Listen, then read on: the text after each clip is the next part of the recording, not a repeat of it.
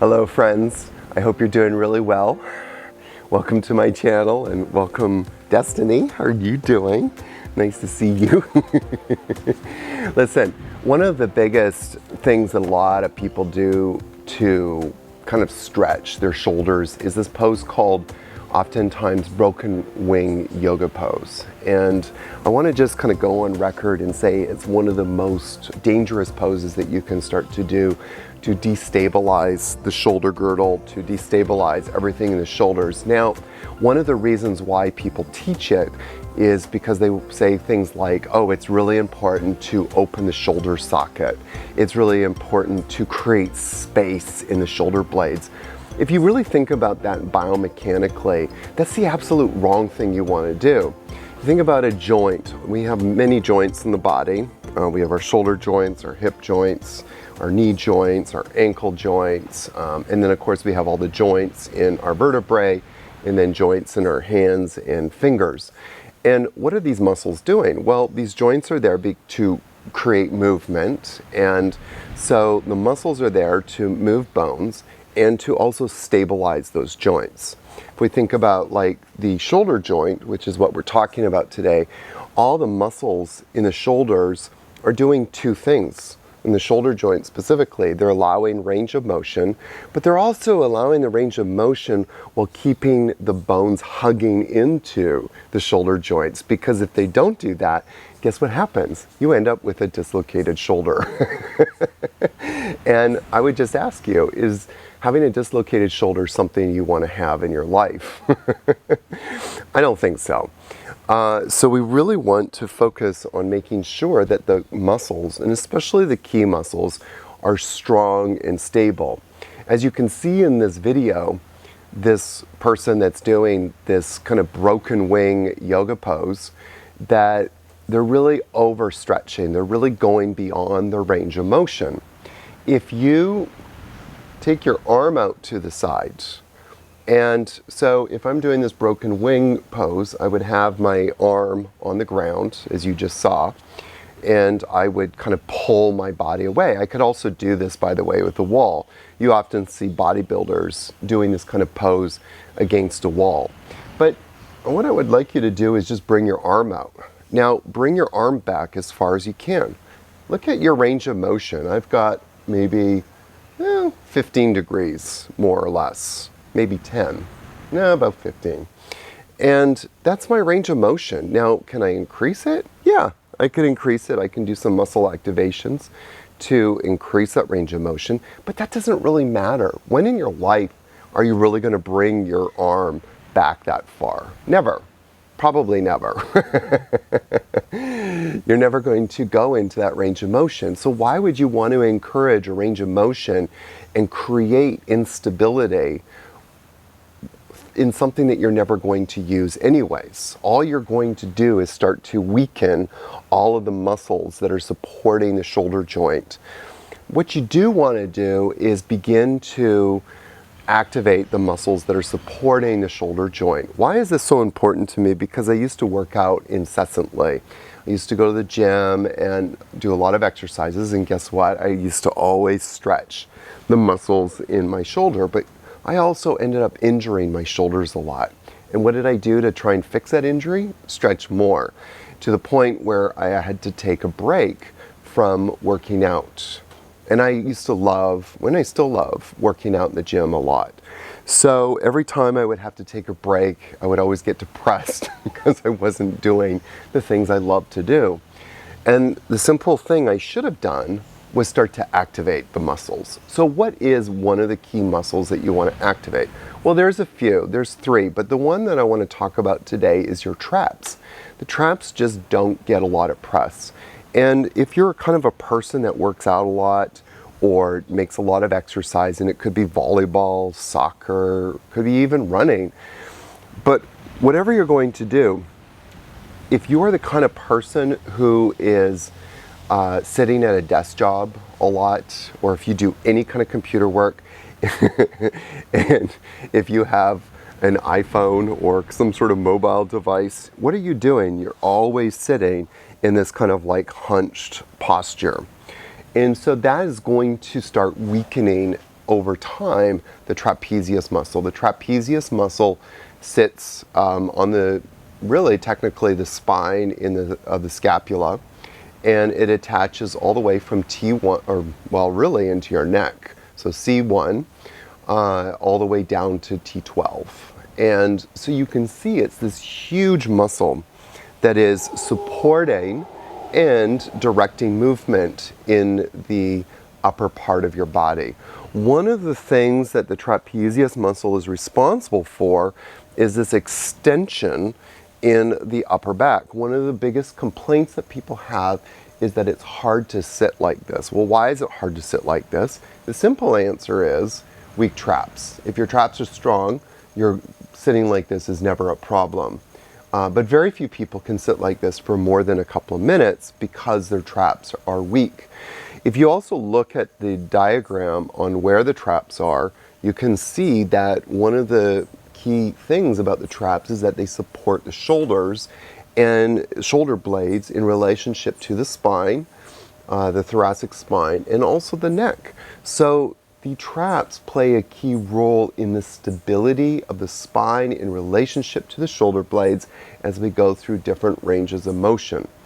If the traps aren't working, then our shoulder blades in relationship to our spine are not going to be stabilized, and therefore our shoulders are also not going to be stable. One of the things, if I'm going to do any kind of upper body workout program at all, whether it's military presses or bench presses, if I'm going to be doing push-ups, if I'm teaching a yoga class where we're going to be doing any kind of push-ups or chaturanga dandasanas, I always make sure that the traps are going to be activated. Okay, so how to activate the traps? Well, there's a few ways to do it. So since Destiny is over here, I'm going to face this way. So we're going to come and lie down onto our mat or onto the floor. Now there's a few things that you can do. One of them is just bring the arms down to the side, lift the arms up. Now you probably can feel that space between the shoulder blades already working. You lift the arms up. Now if you can only lift the arms a little bit, that's also fine. Start to turn the palms down to the ground and bring the arms forward. And just bring the arms to about 45 degrees. You don't have to bring them all the way forward like that. Just bring them to 45 degrees, lift them up. And then bring the arms back slowly. And then turn the palms up towards the sky. Whew, I can feel something moving. Bring the arms forward. Turn the palms forward. And try to lift the thumbs upwards towards the sky. And then slowly come back. Notice that I'm moving slowly. So sometimes I've seen in the gym, people doing different variations of this, but they do stuff like this. That does absolutely nothing. It does bupkis. If you want to do that, go ahead and do that, but it's not doing anything to really support the activation of your trapezius muscle. So let's do it a couple more times. So lift the arms up a little bit. Come forward, slowly rotate. That palms forward, bring the arms to about 45 degrees, and then lift them up, and then slowly come back. This is just really lovely. Do it again.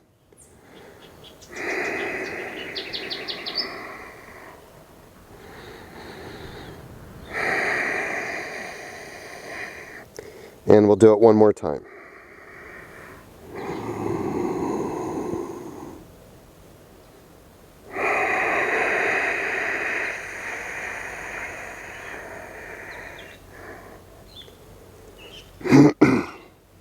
All right, so let's now bring the arms forward again to about 45 degrees. If you want to lift the chest a little bit up, you can. You can also keep the forehead down. Okay, so do what's comfortable. Relax your neck though. Don't crank or jam into your neck. Okay, so relax the neck. What I want you to do now is come into cactus pose. And then inhale, come forwards. And then exhale and come into cactus pose. Inhale, come forwards. And exhale, come into cactus. And then relax. Bring the arms back. Take a deep breath in. And exhale up. So do you guys feel the backs of your shoulders starting to engage? One of the reasons why a lot of people say you should do this kind of broken wing yoga pose. I'm sorry. Every time I say it, I'm like, yeah, you are going to give yourself a broken wing. All the things that we humans do to ourselves.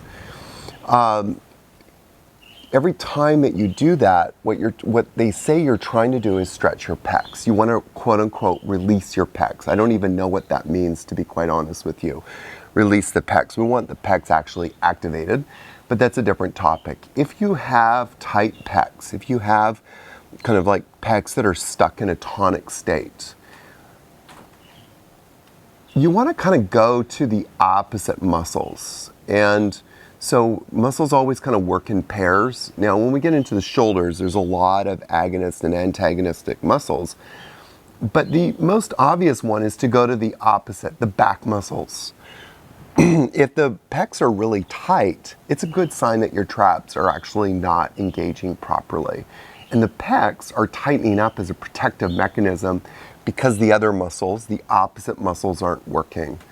So if we want to get the pecs working properly, we need to get the traps working. So when you do that broken wing thing, all you're doing is exacerbating the issue. You're creating more instability. My teacher Greg always says, when you create flexibility, it's always going to lead to instability, and instability always leads to injury. Let's do it again. Bring the arms out, come forwards, come to about 45 degrees, and then bend the elbows. Now try to lift the back of your wrists upwards, and then lift the elbows up. Inhale, come forward. Now, one of the little things you can do, exhale, cactus, is relax your glutes. Shake your glutes. So you're really not using your glutes. You're all in your upper body. Come forward, lift up, exhale, bend the elbows. Very good. Come forward, and exhale, come back. Oh, that's so delicious. Come back and relax.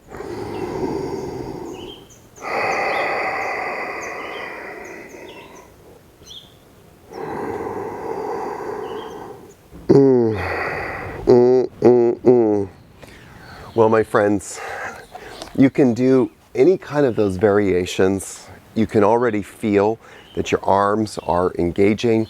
Remember that little test that we did? We brought the arm out to the side and I said, bring the arm back. Do that again. I just picked up twice as much range of motion. Not that that's important. Before I was here, now I'm actually a little bit more than double. Not that picking up range of motion is important. You know, you already have a lot of mobility. You don't need more mobility in your life. Trust me, you're good. You're doing really great. What you do need, though, is more stability. If you're suffering from pain in your body, it's a sign that there's instability. There's a sign that some of the joints in your body are not being supported properly, and as a result, your body is producing inflammation, and that inflammation is producing pain. So, instead of stretching, start activating. Stop doing broken wing, please. Namaste, friends. Have a super wonderful day. Happy practicing.